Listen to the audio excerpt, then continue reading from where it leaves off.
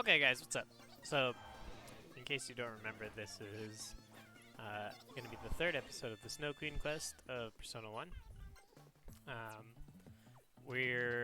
These recordings are much longer. This recording was about 2 hours long for the gameplay, and then is being cut down into about 30-minute cuts of me recording the audio. So, from there, that's why these episodes are a little bit shorter. Oh fuck. Might make a difference.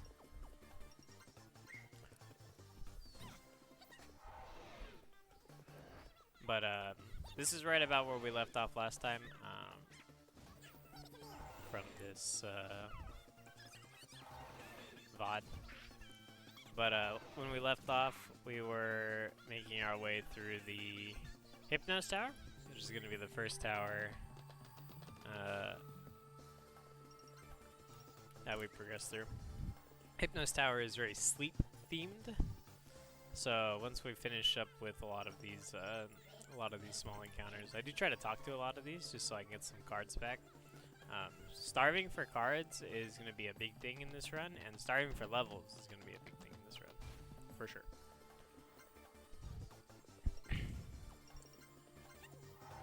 Because this run really gets really weird with the experience, because there's only like 4 dungeons. 4 actual like progression dungeons, and there's one that's just there for like grinding. So you're supposed to like pick a dungeon to start with, and then go and grind in the other dungeon until you pick another dungeon to do, and then you go and grind some more. Which makes it, I think, kind of annoying. Kind of difficult. But yeah, so this dungeon is supposed to be like the beginning of the main Seabeck quest.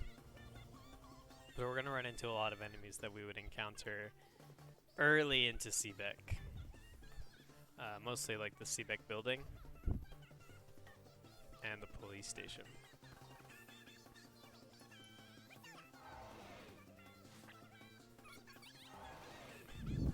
And then because of how the enemies are like spaced out, you get into like where you have a dungeon that starts off with certain enemies, and then by the end of it you've really jumped up within like the level of enemies. So the clocks are spread around in each dungeon just to remind you about how much time you have left. We do have the clock in the corner at all times when you're on the field. And as a reminder, each dungeon has a 3-hour time cap. If you're on the field for 3 hours and you haven't finished the dungeon, you lose. I don't know why I got so confused there.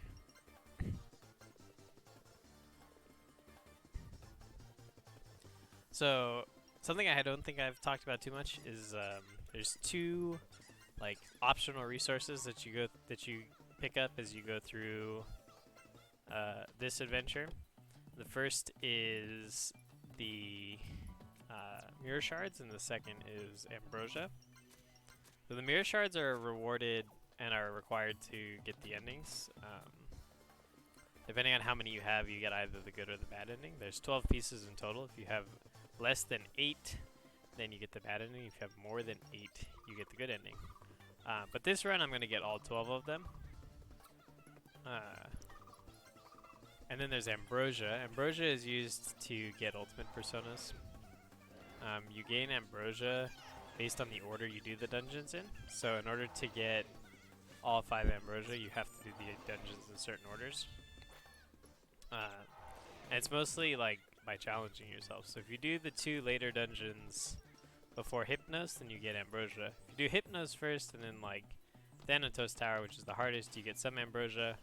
It really just depends the order you do the dungeons and how challenging the run is as a result. But I don't do that. I do the dungeons in the order they're supposed to be played, or intended to be played, for scaling difficulty. So I'm only going to get 1 ambrosia, and that's going to be at the end of Thanatos Tower. And I don't even, and I'll probably just fuse like Hidehiko's ultimate persona or something. I can look what that is, make an accurate judgment over whose persona is getting made. But a lot of these fights are going to seem really similar because they're the same kinds of fights that we had at the beginning of Seebeck. And it takes a minute before we start getting into the actual story of Hypnos Tower.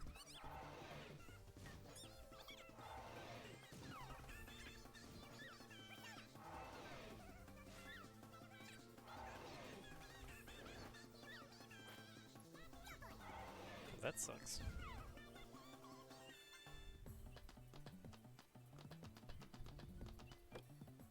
As I look up Hidehiko's ultimate persona tier right now, I'm not thoroughly impressed. We'll try. I would like to do one of the ones that I didn't get originally, but there's 4 that I didn't get originally, and I'm not getting 4 ambrosia, so I could get Durga.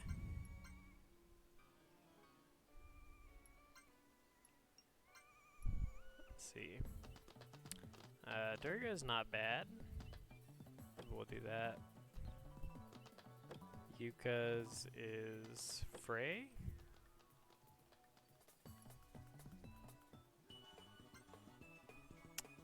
I don't think I want to do that because we might do Frey. I'm pretty torn on this one actually. Like a lot of these seem like decent choices except for Tyr.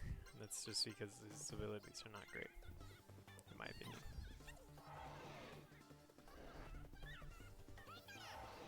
And yeah, and I'm not thrilled with Michael either. So it's between either. Alright, so it's definitely between Yuka or Yukino's ultimate personas for this run. Maybe I'll flip a coin later. So a lot of this progress is pretty straightforward. Something that's going to come into play in the Hypnos Tower starting right now is you see these characters who are, I realize that I need to do the dialogue slower. So this is Tadashi and what's their name? Tamako, and they're sleeping. Because this is the Hypnos Tower, so people are Tamaki, I'm sorry, who are just sleeping. And so as we see these characters sleeping, eventually we're going to enter into like a dream area.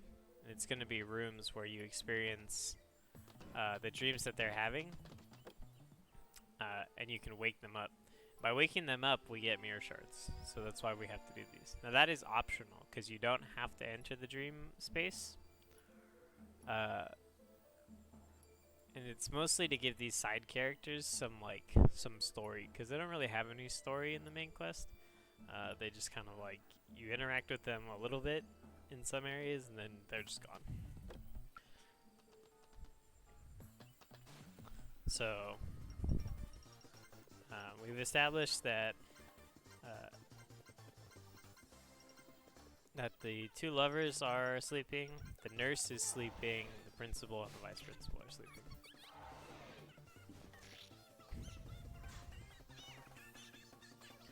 And they're of course having shared dreams. They're like sleeping with each other. So you notice the principal and vice principal are sleeping together, so they're experiencing the same dream.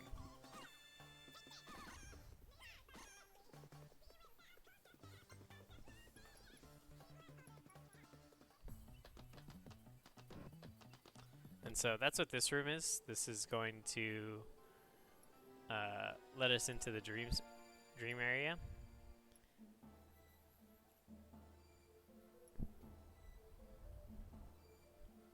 Where we can wake up those characters and get mirror shards. And we only get mirror shards for 2 of the groups, because the nurse is on her own. And that's what he's explaining. He's should just be kind of explaining like, shut up.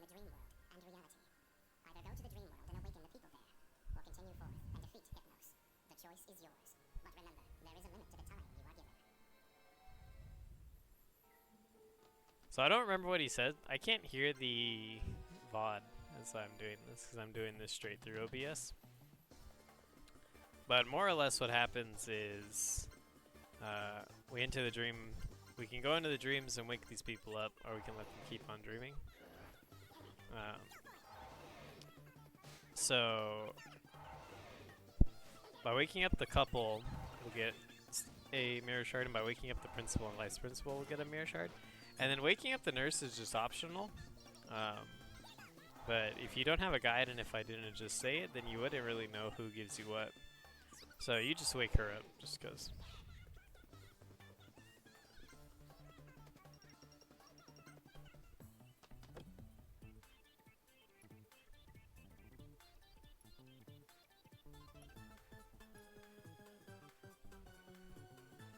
So the nurse is like really into her young boyfriend. And he's really into her because she kind of takes care of him. What he doesn't know is that she doesn't cook on her own.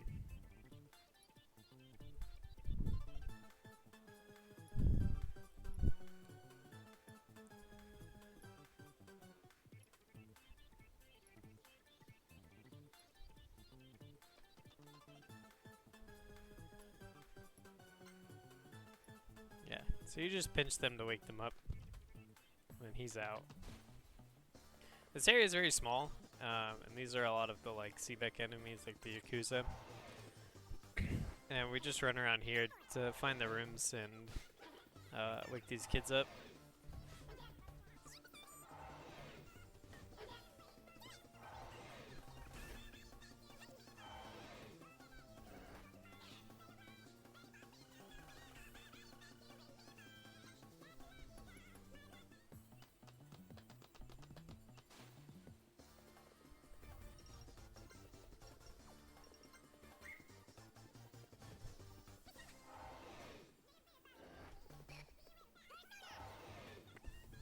So I do auto through a lot of these fights because I do kind of want them to just go by quickly. And what's going to happen as a result is Ellie and Hidehiko are going to level up a lot faster. And that's going to be a big trend throughout this run where they are just pushing past everybody else. So what these two are dreaming about is that Hanya is actually the principal, and their actual principal is the vice principal. Hanya is, of course, super like oppressive as a principal, and Oishi is, you know, much more fair.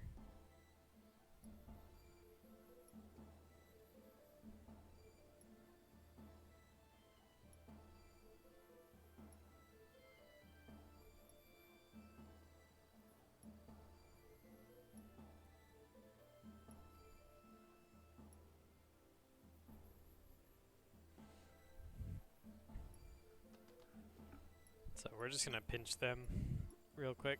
Anya pretty much just wants to punish students that talk shit on him.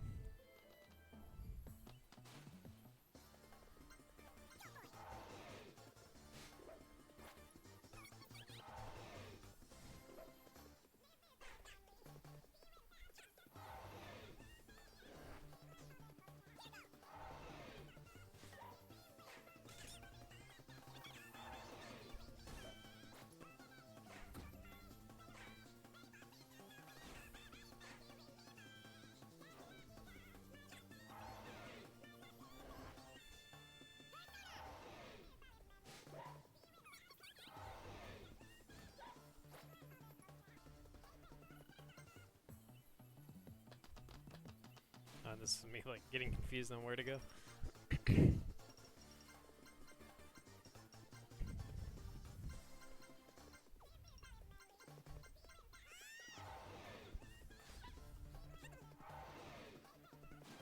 So the reason I stopped talking to a lot of enemies is because the experience became more important. I don't have a lot of levels. Most of my party right now is sitting around 11, if I remember right. And while it's enough to talk to these enemies, I need the experience, because the first boss is like level 18 or something, and then the jump for the second boss is like in the 30s. There's really big experience jumps for enemies and bosses.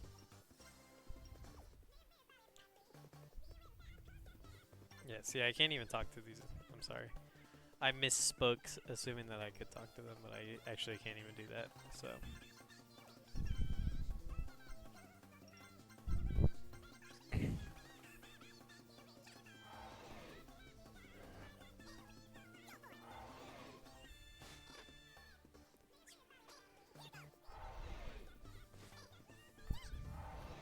And another thing that this run really lacks is equipment. Like weapons, which are also kind of lacking in the main game, but they're a little bit more abundant. You're able to upgrade your weapons more often, for sure, than you are in this game. I think I'm using the same weapons that I get from the first tower through pretty much the end of the third tower.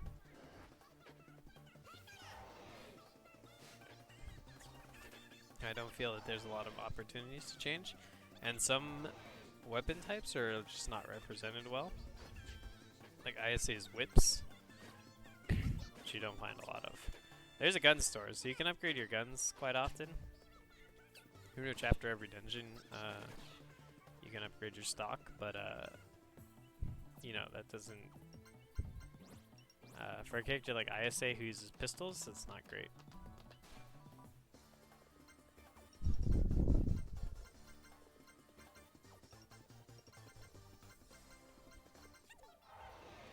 So we're just gonna keep on pushing through. We saw the nurse and the principal's stream. I think we're still missing the couples, and there's gonna be one more dream in here, which I'm not gonna talk about yet.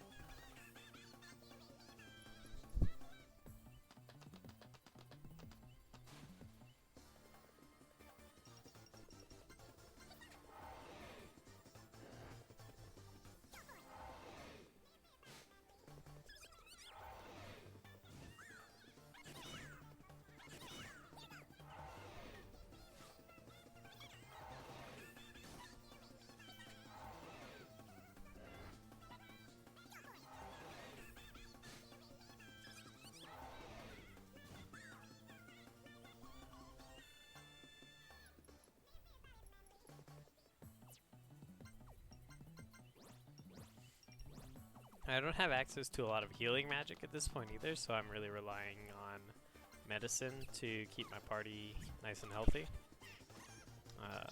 Yeah. This run of the game, or this like quest essentially, is I would say very grindy, because it's much less progressive. You're just in these big towers that you kind of have to push through very quickly. And there's not a lot of room for like fucking up.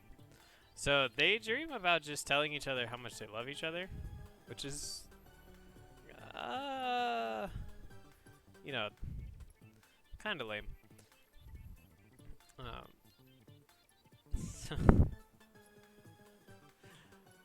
So yeah, they're looking into each other's eyes. They're telling each other how much they love each other. They are not a couple in the awake world yet. They just really like each other, and it's very obvious that they really like each other. So now after this, they're gonna do the stuff. And then in Persona 2, when they eventually reappear, they're gonna be a couple.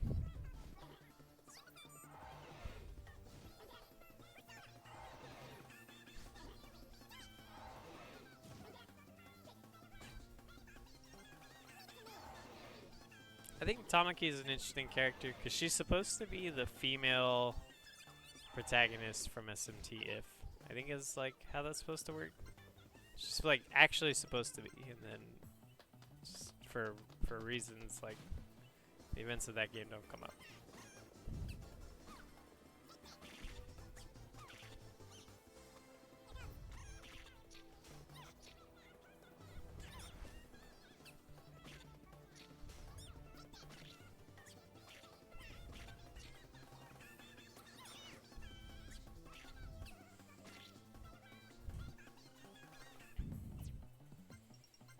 after some short heals. Now I start to use healing magic a little bit more because I have it.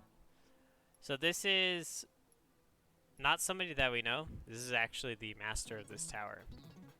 So I don't remember if I mentioned it before, but each tower has a master. They're people who previously wore the Snow Queen mask and were killed.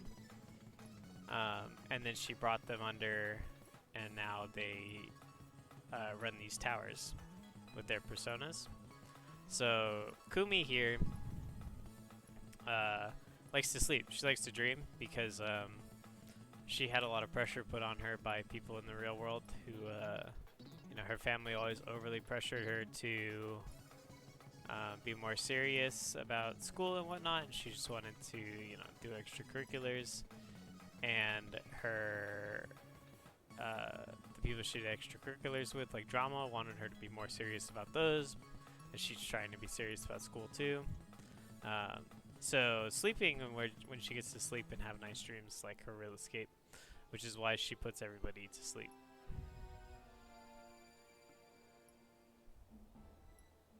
So this is a flashback on her part to why she ultimately joined the Snow Queen. It's because the drama club members are bullying her for studying too much and not rehearsing.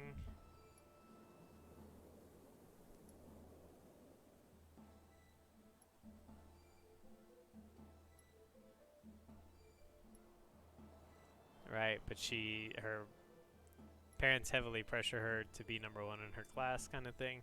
This is very much like a expectations from both end sort of situation.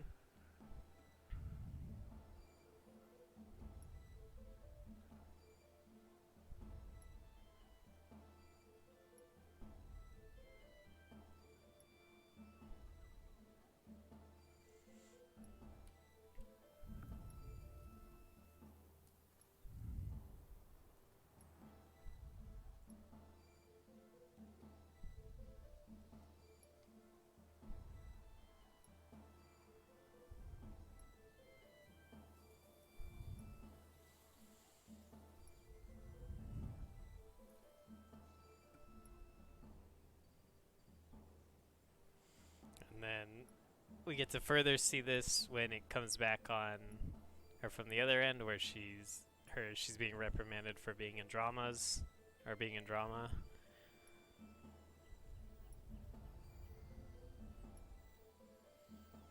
Her dad, you know,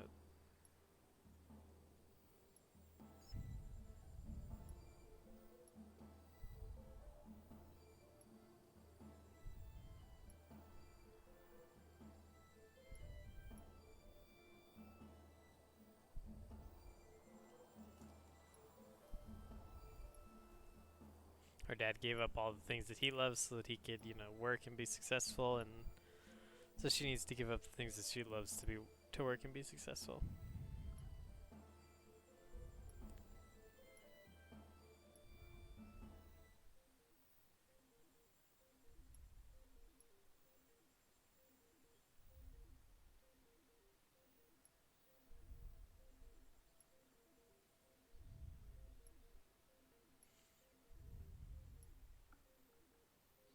That's why she is now retreated to her dreams.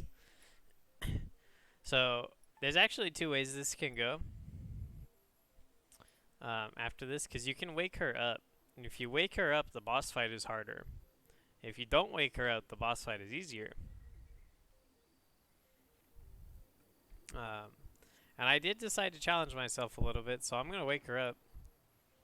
And so the boss fight is going to be technically harder. All that really changes when they make in the instances where the bosses get harder is they just have a little bit more HP. And they'll do some more damage.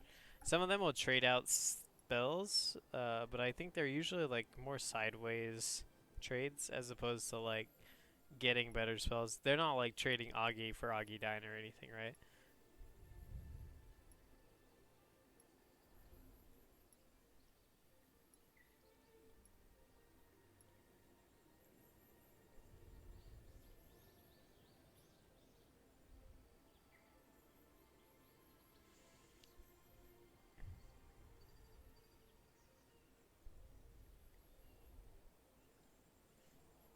So we're gonna, I don't know what I'm standing around for, but we're gonna wake her up in a minute.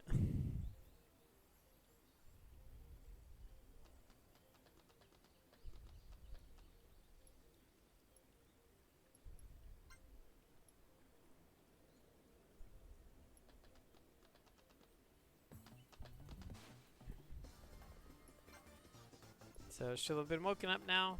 Now we leave this area and we get back into the actual Hypnos tower, and then we're ready to progress. This is pretty short hereafter. I think a lot of the time left on this recording mostly comes down to what's it called? Fights that take a little long, and actually just running around. So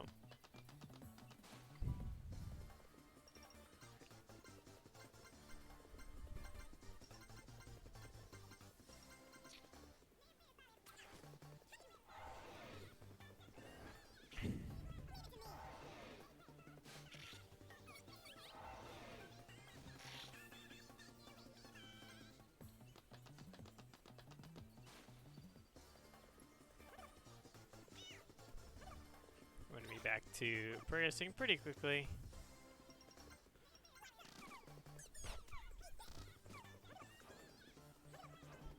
I'm gonna say pretty quickly, right? Because I still have to do all these fights that take way too long.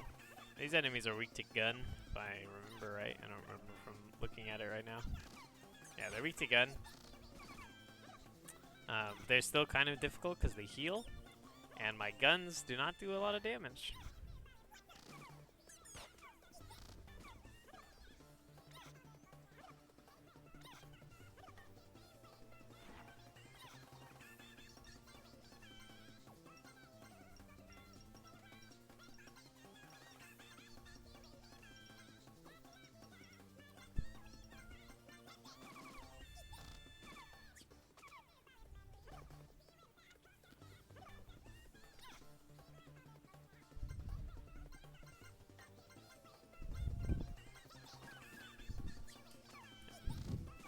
But Hidehiko's spear is actually really buff, because his spears usually hit multiple times,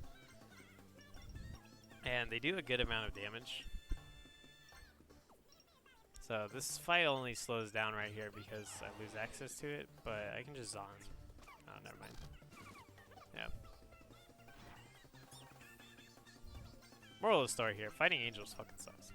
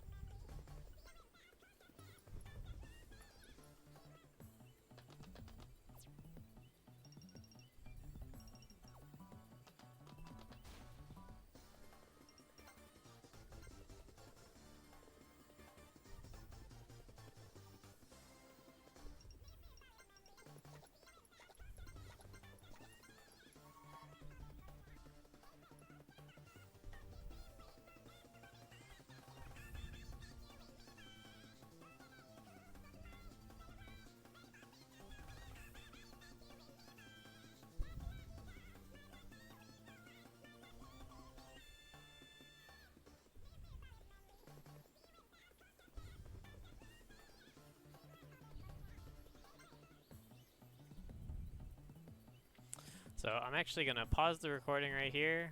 We're going to stop this, and we'll see you guys next time as we finish up the Hypnos Tower.